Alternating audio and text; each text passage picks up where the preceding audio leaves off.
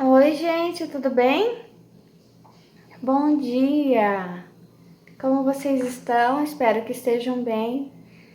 Eu de volta aqui aparecendo. Vocês estão mais habituados com a minha voz, né? Os meus cabelos mudaram.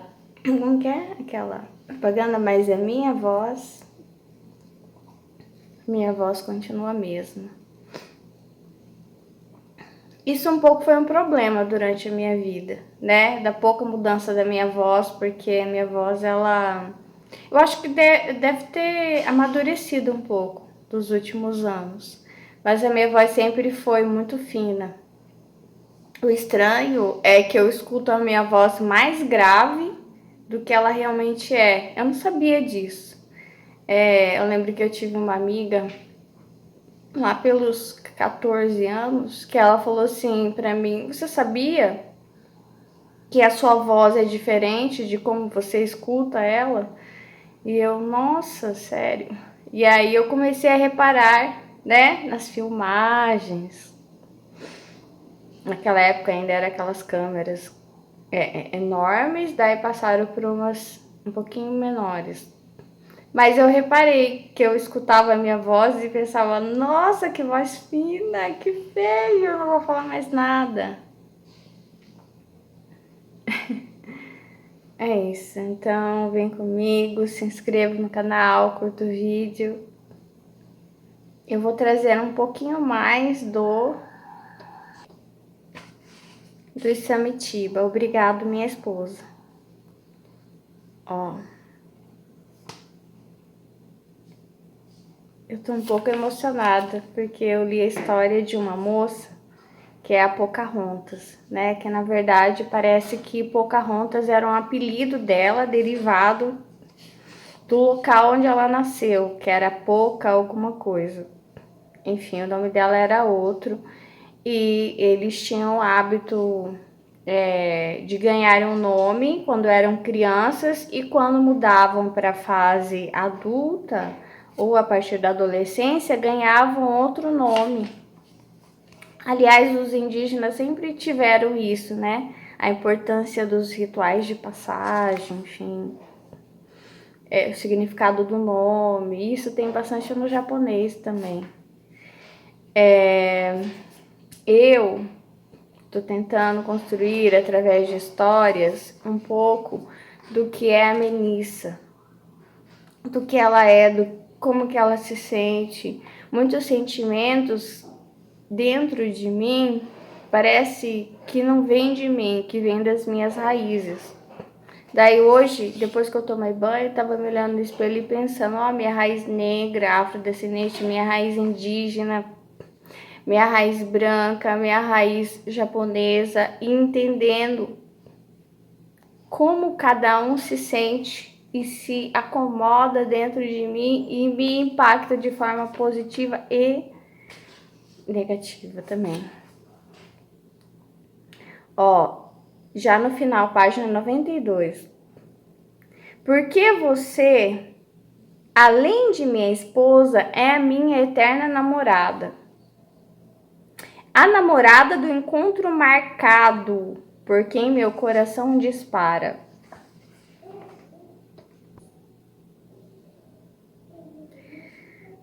Eu sei que os judeus... eu tenho raiz judaica também, tá? Eu tenho raiz que eu descobri que tem um sobrenome da minha avó materna, que era nome de fruta, né? E geralmente esses nomes, sobrenomes, eles são de judeus que vieram para o Brasil.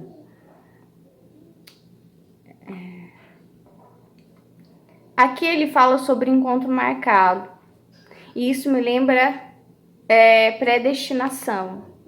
E ontem eu estava assistindo uns testemunhos, né? Sou solteira de casamento, né? E um dos testemunhos estava falando, e na verdade muitos dos testemunhos sempre falam sobre essa ideia de predestinação. Da mulher, eu já vi homens também, sabe? Que sentem que Deus escolheu alguém específico, né? Então esse encontro marcado, eu não sei, eu creio que existe, se você é solteiro, solteira, ou está sozinho, foi abandonado, abandonada, existe um encontro marcado para você.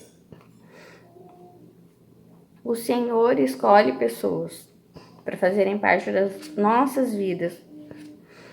E só que nem sempre os encontros são bons também. E aí quando... Isso não só sobre cônjuge, mas já que eu estou falando disso, sobre Pocahontas, se você lê a história real, que ela se apaixona por um homem branco, o tal do Will Smith. Vou tentar resumir rapidinho, que eu tô com pouco espaço aqui e tempo também.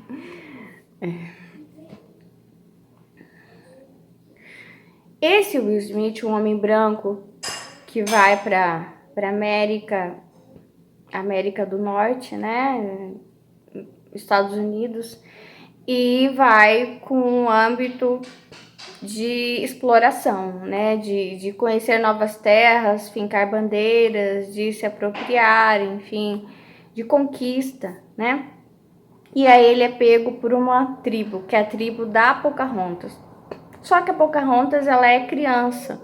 Eu não vou lembrar bem da história, mas resumidamente, a Pocahontas, ela cresce, porque ele fica ali bastante tempo como prisioneiro e ele acaba se habituando ali à tribo e ajudando ali, né? Não mais sendo tão tratado como prisioneiro, mas vivendo ali a vida dele dentro da tribo, se adaptando. Em algum momento, acho que chegam outros brancos e raptam essa Pocahontas para usá-la de instrumento de chantagem para a tribo. Ó, se vocês não fizerem o que nós queremos, nós vamos matar essa menina. Então ela fica presa. Ela fica presa por bastante tempo. Quando acho que o pai dela consegue de alguma forma recuperá-la, ela já tá com aquela síndrome de Estocolmo. Ela se apaixonou pelos raptores, ela se apaixonou pelo modo de vida deles. E aí quando o pai dela fala: vem minha filha, finalmente você pode voltar, ela fala: vocês não são minha família. Eu vou com eles e mais, eu digo pra vocês, eu vou com eles pra Inglaterra. Nem aqui, nesse continente eu vou ficar. Eu vou com eles. Aí ela vai, né? E durante todo o trajeto, ela fica presa. Eu acho que ela é estuprada, abusada, e ela fica grávida durante o trajeto. Muito tempo, né? Levavam meses até chegar ao outro continente.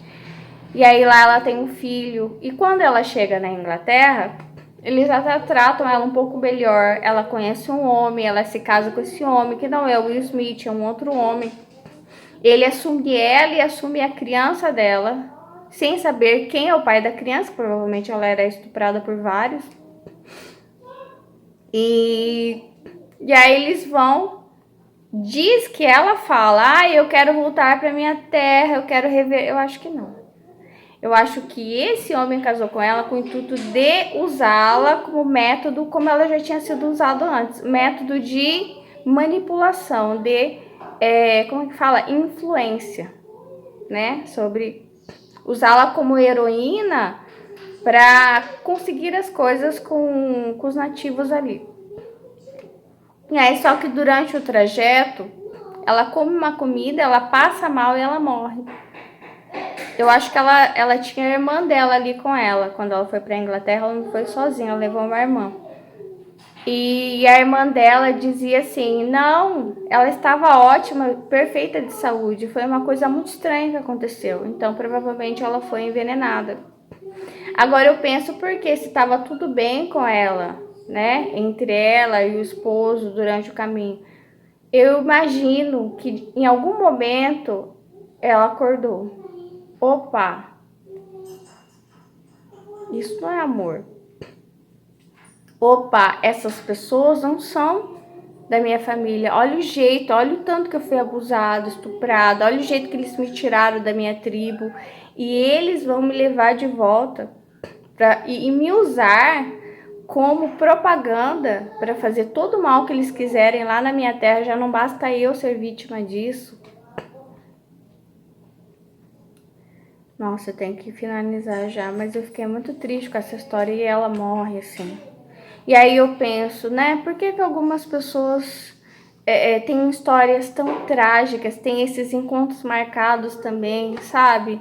E são completamente inocentes. E outra, as pessoas podem falar o que quiserem de nós, né? Depois que a gente morre, elas podem contar o que elas quiserem, entendeu? E ali ela morre, segundo o que contam, porque ela morre para ela ser, ó, silenciada, porque se ela chegasse lá nos Estados Unidos, ela ia contar tudo. Ela provavelmente ameaçou eles, eu vou contar tudo. Tudo que vocês fizeram comigo. Eu vou revelar todos os podres, tudo que eu sofri. E aí eles silenciam ela. É isso. Obrigado, minha esposa. Então, muitas mulheres foram silenciadas. Tchau, Deus abençoe vocês. Ore. Ore pela sua vida sentimental, tá?